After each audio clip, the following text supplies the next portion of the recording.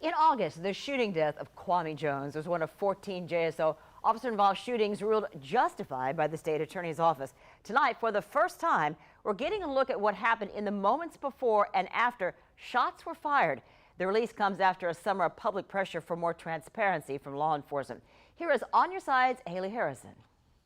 Signal 34, shots fired. Quick and confusing moments captured on body-worn camera of the deadly police shooting in January. According to the state attorney office's report, Kwame Jones was an unarmed passenger in a vehicle that fled from police at high speeds and crashed on Moncrief Road near West 45th Street. At which point, police say a backseat passenger pointed, quote, an assault rifle type firearm at the officer. Based on the video, Officer N.E. Lawson fired his gun within 5 seconds of getting out of his patrol car, striking another passenger and fatally shooting Jones in the back. The driver ran away. According to the state, the fact Jones was unarmed does not change its decision. The shooting was justified. But it doesn't clearly show what that officer observed, whether it was a move for the weapon or whether there wasn't. That's the issue here.